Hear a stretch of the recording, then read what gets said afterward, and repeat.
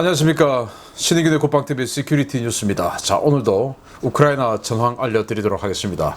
계속 이어지는 우크라이나의 공격, 반격, 이런 것들로 인해서 러시아가 지금 굉장히 공경에 처해 있죠. 그러다 보니까 계속 이 서방에서 전해오는 이런 무기들 너무 무서운데 그 무기들 때문에 공포에 휩싸이니까 계속 그 무기를 파괴시켰다라고 주장을 하는데, 그러면 그럴수록 거짓말이 자꾸 들통나고 있는데 또 거짓말이 들통났습니다. 그 내용 한번 보겠고요. 그리고 지금 이 공군기지 완전히 박살났죠. 크림반도에. 그걸 이제 보복하기 위해서 보복 부대가 가다가 그게 또 박살났는데, 이게 또 뭔가 희한한 일로 박살이 나버린 소식 알려드리겠고요. 정의사의 구현입니다. 그리고 러시아군의 전사자가, 특히 장군 전사자가 1000명을 넘었다라는 정말 불행한, 러시아로선 불행한 소식 알려드리겠습니다. 신의균의 국방TV 구독, 알림, 좋아요 눌러주십시오. 전과를 보면요, 어제 대비 200명의 추가 사살을 해서 총 43,200명의 병력을 그동안 사살을 했고요. 전차는 3대 격파, 장갑차 8대 격파, 차량 3대 격파, 야포 한문 격파, 전투기 1대 격추, 무인 항공기 6대 격추 등의 전과가 있습니다. 그래서 전차나 장갑차 이런 것들의 큰 전과는 없어요. 근데 병력이 많죠. 200명. 이게 어떻게 된 거냐? 그래서 대부분 지금 도네츠크 이 지역에서 이 특별한 장비 없이 계속 지금 병력을 들이밀고 있는 이런 상황. 여기에서 지금 러시아군이 큰 피해를 보고 있다라는 거고, 지금 헤르손 지역, 자포리자 지역, 이 지역에서 우크라이나군이 계속 밀고 들어가고 있는데, 여기에 대해서는 철저하게 보도 통제를 하고 있어요. 그래서 우크라이나군이 굉장히 강력한 공세를 펴고 있음에도 불구하고 그 지역에 대한 전과 전선 상황은 전혀 지금 나오고 있지 않습니다. 어느 날 갑자기 짠 하고 이만큼 왔어 라고 발표를 하겠죠. 자, 그런 상황에서 전선 상황 보겠는데요. 캐나다, 덴마크 이런 나라에 이어서 네덜란드와 영국도 우크라이나를 지원하는 군사 고문단을 독일에 파견해서 우크라이나에게 뭔가 무기체계를 운영할 수 있는 교육을 해주고 있다. 그래서 네덜란드나 영국도 뭔가 신형 무기를 또 줬다라는 것을 알 수가 있고요. 영국은 에메랄레스 세문 그리고 에이테킴스 미사일을 우크라이나에 기증해서 우크라이나에 도착했다. 야, 하이마스는 에메랄레스 화력의 절반이죠. 그런 하이마스 가지고도 이런 어마어마한 피해를 러시아가 입었는데, 이제 그 하이마스 화력의 2배 되는 에메랄레스가 이렇게 본격적으로 들어오기 시작하니까 이제 앞으로 러시아군의 피해는 점점 더 늘어나겠습니다. 영국 국방부가 러시아 흑해함대의 항공연대, 그저께 파괴된 바로 그 기지죠, 무력화됐다고 공식 확인했습니다. 이제 비대위 끝에 이거 이제 완전히 무력화됐다라고 영국 국방부가 확인을 해줬고요. 영국 국방장관이 직접 러시아가 이 특수 군사작전, 바로 지금 이 전쟁이죠, 실패가 시작됐다라는 거죠. 실패가 시작됐다라는 말은 이제 정점 다 찍고 내려막길로 들어갔다, 즉 우크라이나가 대대적인 반격에 들어갔다라는 것을 영국 국방장관이 확인해줬고, 그리고 국제에너지기구 IEA가 이렇게 발표를 했는데 정말 믿기 힘든 또 놀라운 그런 수준이죠. 러시아의 원유 생산량이 전쟁 전 대비해서 3% 수준밖에 안 된다. 우리가 알기로 중국이나 인도 같은 나라가 굉장히 많은 이 에너지를 수입해주고 있다라고 하는데, 그 상당 대부분이 천연가스 쪽으로 돼 있고, 원유는 지금 전쟁 전 대비해서 이제는 한 170일 지나니까 3%밖에 안 된다. 이거 나중에 심각한 경제난이 오지 않을까라는 생각이 드네요. 자, 미국이 러시아의 자포리자 원전 일대에 DMZ, 디밀리터리 존이죠, 비무장지대 하자. 왜? 비극이 생기면 안 되니까. 체르노빌보다 더 강력한, 체르노빌은 원전 1개가 파괴되는데 여기는 지금 원전 이 4개가 가동 중이고 총 6개가 있으니까 이거 체르노빌 비교할 수 없다. 그러니까 이 비극이 있어서 안 된다. 여기는 DMZ, 디밀리터리 존 만들자라고 하는데 러시아는 답이 없답니다. 러시아 흑해함대의 사령부 보안이 뚫렸답니다. 외부인이 정찰하고 있다는데 그것도 실시간으로 SNS에 계속 올리는데, 이 사람의 SNS 계정을 보면 계속 러시아 흑해함대의 동향을 계속 올려주고 있는데 아직도 올리고 있어요. 그 말은 러시아군의 보안 파트가 전혀 일을 못하고 있다라는 건데 정말 고화질 사진입니다. 자, 이 사진 보시게 되면 정말 사진 화질 좋죠. 무슨 뭐 휴대폰 카메라 이런 거하고는 차원이 다른 굉장히 선명한 사진인데요. 여기 지금 킬로급 잠수함이 정박해 있고 여기 뭔가가 보이네요. 칼리브르 미사일입니다. 칼리브르 순항 미사일을 두 발을 여기다 갖다 놓고 킬로급 잠수함에 보급을 하는 것이죠. 이 모습을 몇 월, 며칠, 몇 시 상황 이렇게 해서 텔레그램에 올렸어요. 그런데 이 구글 이 위성 지도로 이렇게 보면 이 기지하고 바로 맞은편에 거기는 민간 부두가 다 있는데 여기하고 거리가 불과 500m예요. 우리나라 진해 해군기지 같은 곳은 이 잠수함 이 부두가 절대로 보이지 않아요. 그리고 잠수함 부두뿐만 아니고 우리 군함 부두가 민간인들이 어떤 곳에서 봐도 우리 군함 부두가 안 보여요. 우리 진해 해군기지 같은 경우에. 그런데 뭐 부산에 있는 해군작전사령부야 뭐 그 양사방 어디에서도 특히 그 옆에 SK 큰 고층 아파트가 있어서 보면 뭐 정말 사람 다 보이는 정도인데 그건 조금 의외긴 하지만 어쨌든 진해 해군기지는 전혀 볼 수 없어요. 특히 잠수함 기지 같은 경우는 정말 안 보여요. 그런데 지금 여기는 그 앞에 맞은편 500m 불과 500m 같으면 이 DSLR 카메라 큰 카메라로 좀 제법 망원 렌즈 이런 것 갖다 붙이면 이 정도 화질은 뭐 이거보다 더 선명하게 찍을 수 있죠. 근데 이 사람이 계속 올리는데도 제재가 지금 없다. 그럼 만약에 이 사람이 만약 이 우크라이나나 서방의 정보원이라면 뭐 이런 거 올리지 않고 바로 그냥 실시간으로 뭔가를 전해줄 수 있겠죠. 정말 놀라운 상황입니다. 러시아가 도네츠크, 바흐무트 방면에서 연일 공세에 들어갔는데 실패했다라는 거고요. 러시아군의 공식 장교 전사자가 1000명을 돌파했는데 좀 이따 자세히 설명드리겠습니다. 그리고 러시아 고위 장군, 그러니까 중부 집단군 사령관인데 이 사람 문제 많은 사람이에요. 이 사람이 전선 시찰 영상을 공개했다가 여론의 문매를 맞고 있습니다. 여러분들 기억하실 겁니다. 알렉산드르 라핀 상장이라는 사람인데 개전 초쯤이죠. 키우 전선이 무너지는 그 시점에 자기 아들이 중령이에요. 대대장. 그러니까 BTG 장인데 자기 BTG는 고립되어 있는데 자기 혼자 도망갔어요. 수미 쪽으로. 그 수미에 가서 자기 아들에게 훈장과 표창을 줬어요. 정말 뭐 희한한 사람이죠. 그렇게 해서 여론의 문매를 맞았는데 그런데 또 영전에서 중부 집단군 사령관이 되었어요. 그리고는 이 사람이 지금 이 현장 순실을 나가서 연설을 하는데 그 영상이 공개됐는데 이게 완전히 여론의 문매를 맞고 있습니다. 보겠습니다. 자, 이 사람입니다. 왜 여론의 문매를 맞았냐? 이 사람이 입고 있는 옷을 보겠습니다. 전투복. 이 전투복이 정말 놀랍게도 러시아군이지 않습니까? 이 사람. 러시아 중부 집단군 사령관인데 이 사람이 입고 있는 이 군복은 미군 패턴이에요. 그래서 이 전투복이 미군 전투복인지 아니면 짝퉁 미군 전투복인지는 알 수 없으나 러시아 군복 패턴이 아니에요. 미군 패턴을 지금 입고 나왔어요. 그리고 이 사람이 쓰고 있는 이 헬멧 이거 싸제입니다. 이 러시아 지금 보급품이 아니에요. 싸제. 그리고 이 사람이 입고 있는 이 방탄 전술조끼 이것도 싸제예요. 엄청나게 좋아 보이죠? 싸제입니다. 이런 걸 입고 나와가지고 특히 자신들의 적인 미군 옷하고 똑같은 걸 지금 입고 와서 미군 옷인지 아니면 짝퉁인지는 알 수 없으나 그런 걸 입고 와서 연설을 하는 거예요. 어떻게? 이렇게 병사들 앞에 세워놓고 연설을 하고 있는데 그러면 병사들 옷을 한번 볼까요? 정말 놀랍게도 이 병사 한번 보시겠는데요. 밝은 카키색 옷이죠. 이 병사는 아주 짙은 카키색 옷이에요. 그런데 이 병사는 아래는 단색이건데 위는 상의는 또 얼룩입니다. 또 이 병사는 이 얼룩이 아주 옅어요. 그리고 방탄조끼 얘 다르고 얘 다르고 얘 다르고 얘 다릅니다. 다 달라요. 한 부대인데 이런 식으로 전투복이 제각각이고 방탄조끼도 제각각이고 정말 완전히 그냥 개판인 것이죠. 그런데 자기는 미군 옷하고 똑같은 거 입고 와가지고 지금 폼 잡고 지금 연설을 하고 뭐라고 하느냐. 용기를 내라. 그리고 겁내지 말고 돌격해라. 이런 이야기를 하고 있어요. 그래서 이제 이게 공개되니까 러시아 워싱턴 즉 밀리터리 마니아들이 뭐냐 이거 미군 옷을 왜 입고 나왔어 우리 장군이 이렇게 장병들을 이렇게 만들어 놓고 기가 찬 것이죠. 이러니 전쟁이 잘 될 리가 있습니까?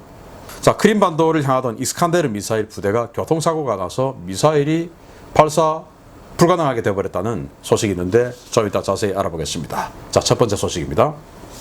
러시아가 우크라이나를 침공한 지 170일 만에 장교 전사자 1000명을 넘겼습니다. 러시아 중앙정부나 지자체에서 장례식 사실을 고지하거나 전사를 통지한 공식 전사자 숫자만 1000명인데 집계되지 않은 전사자나 실종자를 합하면 러시아군 장교단은 완전히 붕괴된 것이나 다름없다는 분석들이 쏟아지고 있습니다. 이번 전쟁 기간 중에 러시아 정규군 소속 장교 가운데 공식적으로 전사가 확인된 전사자 숫자가 8월 12일 자정을 기해 1000명에 도달했다고 러시아군 장교 전사자 숫자를 집계하는 오신트 커뮤니티 러시안 오피서 킬드 인 유크레인, 약칭 킬드 인 유크레인이 현지 시각 8월 12일 밝혔습니다.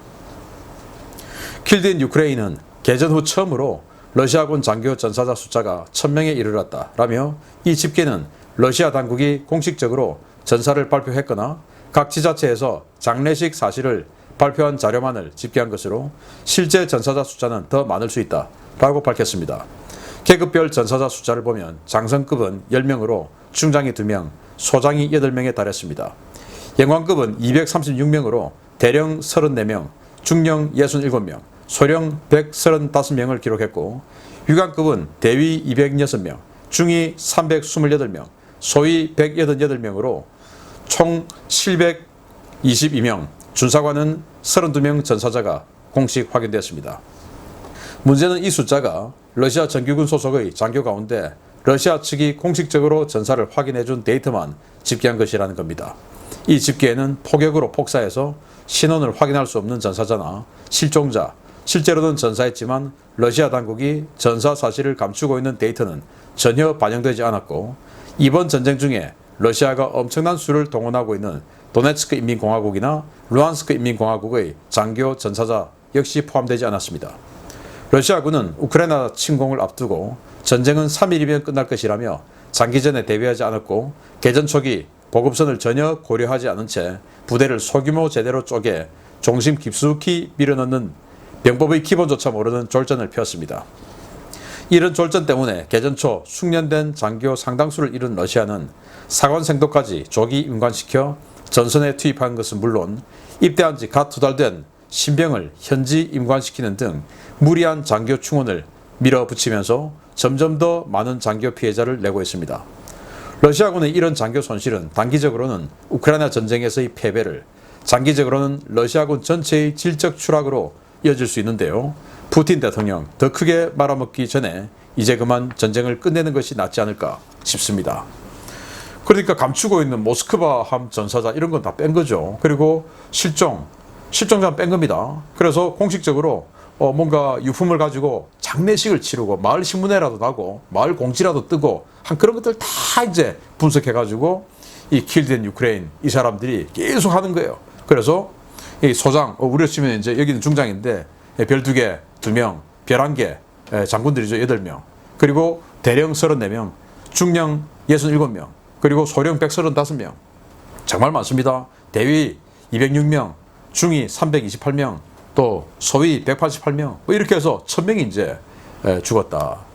여기서 죽은 건 또 죽은 건데 이제 앞으로 군을 재건하려고 하면은 우수한 장교가 있어야 되는데 이런 식으로 소령, 대위 이런 허리에 있는 사람들이 이렇게 많이 죽어버리니 정말 앞으로 러시아군이 제대로 서려면 상당한 기간이 필요하겠다라는 생각이 듭니다. 그리고 최고위급 장군 6명을 또 숙청했다는 거 아니겠습니까?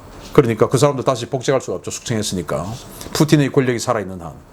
그래서 정말 잘못된 선택이 엄청난 결과를 내고 있다. 앞으로도 상당히 긴 시간 동안 이 데미지가 이어지겠다라는 생각이 드네요. 2번째입니다. 불과 얼마 전 모스크바 인근에서 토폴-M 대륙간 탄도미사일 차량 교통사고를 냈던 러시아가 이번에는 크림반도로 향하던 이스칸데르 미사일 차량을 교통사고로 박살냈다는 소식입니다.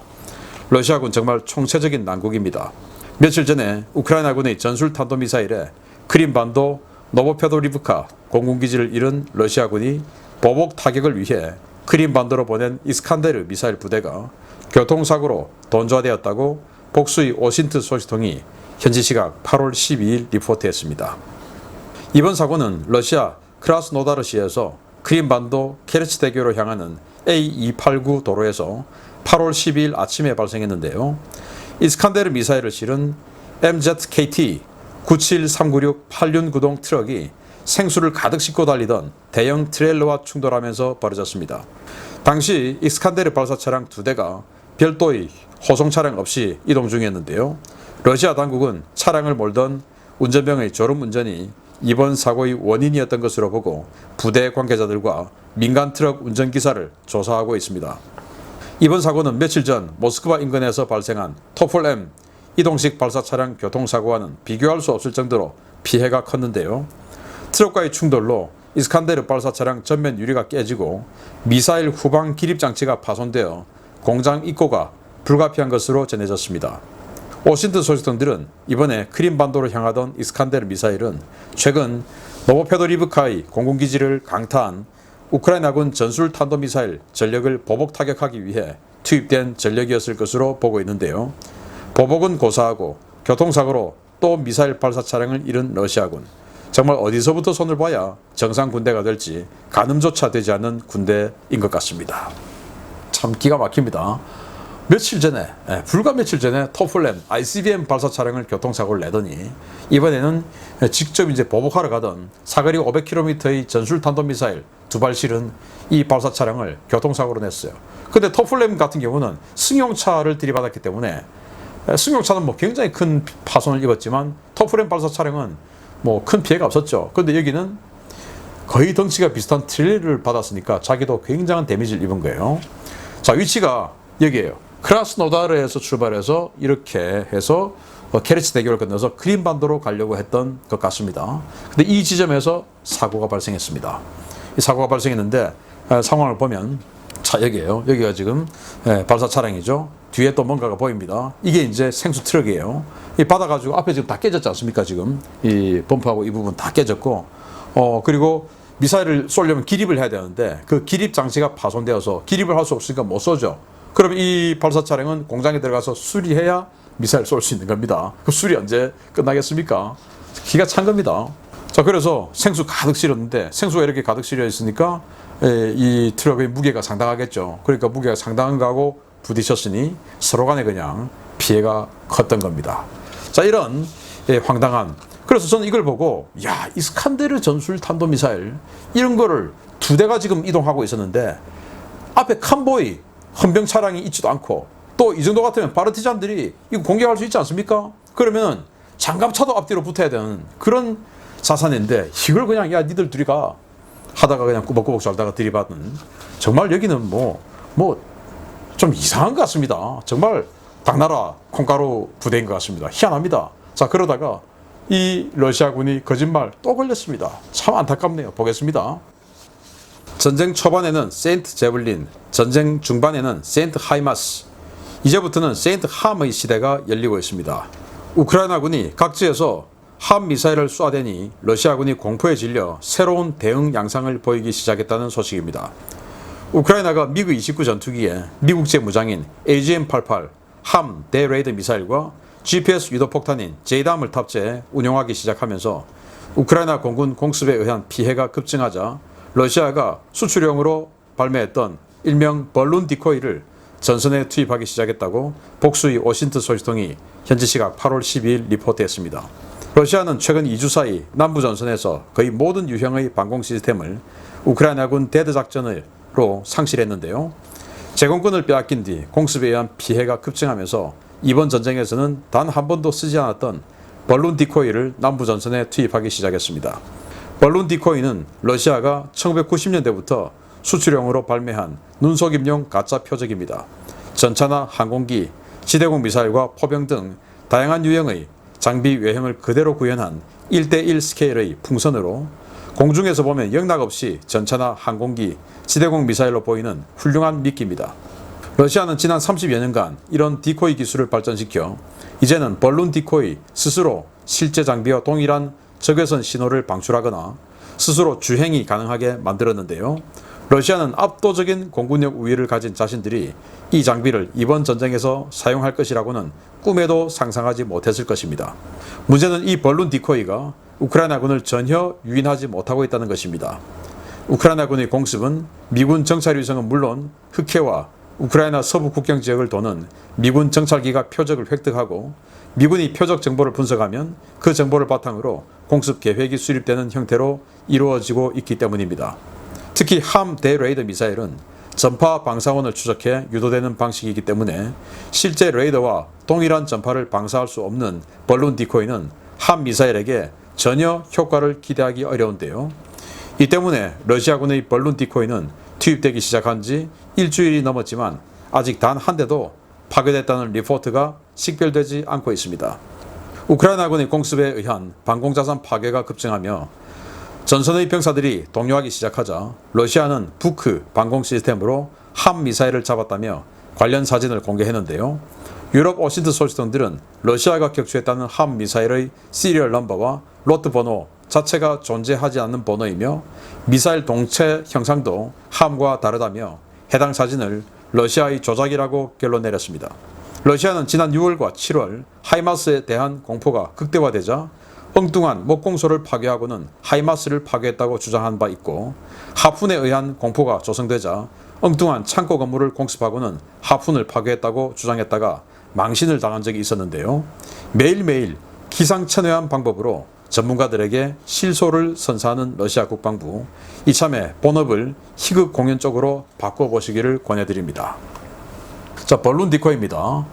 이게 여기서 이렇게 옆에서 보면 딱 누가 봐도 가짜죠. 그런데 위에서, 위성에서 또는 아주 고고도에 있는 정찰기에서 보면 이게 진짜 같아요. 그리고 러시아가 이걸 이제 점점 발전시켜서 미국은 이런 거 안 해요. 왜? 자기네들이 제공권 다 갖고 있으니까. 자기네들은 뭐 모든 전쟁에서 제공권을 가지고 있으니까 뭐 굳이 이런 거 할 이유가 없는데, 러시아는 모든 전쟁에서 미국에게 제공권을 뺏기는 상황을 염두에 두고 군사력을 만들었기 때문에 이런 거 만들어요. 그래서 이제 처음에 형상만 만들었다가 아니 뭐 이 적외선 이런 게 방출이 되어야 이 적외선 탐지 장비 이런 거에 보면 이건 진짜네 이렇게 되죠. 벌건 게 있어야 되지 않겠습니까? 열이 나와야 되니까. 그래서 여기다가 이제 이 발전기를 집어넣어서 적외선 열을 갖다 방출하는 이런 것도 만들고, 그리고 또 가만히 있으니까 안 속으니까 이제 움직이게도 만들고, 이렇게 러시아가 발전을 시켰어요. 자, 그래서 이 사진을 한번 보시면 이거 지금 수호 27 전투기하고 미그 25 전투기인데요. 어느 게 진짜고 어느 게 가짜인지 여러분들 확인되시겠습니까? 정말 놀랍습니다. 이 위에 있는 이게 진짜입니다. 수호 27, 미그 25. 여기 가짜 벌룬 디코예요. 똑같죠? 그런데 저는 이렇게 자세히 보면 여기가 풍선이구나 하는 걸 알 수가 있는데, 그냥 일반인들이 보면 찾기 힘들어요. 그런데 이 미국의 정보 당국자들은 이것만 중점적으로 감시하는 사람들은 저보다 더 전문적이겠죠. 딱 보면 이거는 벌룬이네 하고 알겠죠. 이번 전쟁에서 미국이 직접 표적을 획득해서 우크라이나에게 주니까 이런 것 정도는 안 속는 겁니다. 그리고는 이제 함 대레이더 미사일이 등장해가지고 막 때리니까 이 함에 대한 공포를 극복해야 되겠다 해서 우리가 격추했어 라고 하고는 이 사진을 공개한 거예요. 근데 이게 진짜 함입니다. 함인데 이게 지금 어디 봐서 이거 같습니까? 여기 지금 중간에 볼록한 부분이 있죠. 함은 이런 거 없어요. 그리고 핀이 이렇게 큰 게 지금 중간에 4개, 뒤에 4개 해서 8개가 있는데 핀이 하나도 없어요. 이걸 가지고 함 우리 잡았어 라고 보여주는데 거짓말이죠. 그러면서 이 함에서 이런 로트 번호가 나왔어 하고 또 공개를 했는데 이 매니아들이 또 찾아봅니다. 그래서 이 출고 회사에서 아무리 살펴봐도 이런 로트 번호는 존재하지도 않았고 이런 형식의 시리얼 번호도 없었던 거예요. 그러니까 러시아가 합성으로 거짓말하다가 또 걸렸다. 정말 뭐 거짓말은 입만 열면 거짓말, 돌아서면 뒤통수라는 거 아니겠습니까? 또 걸린 러시아 알려드렸습니다. 마치겠습니다. 감사합니다.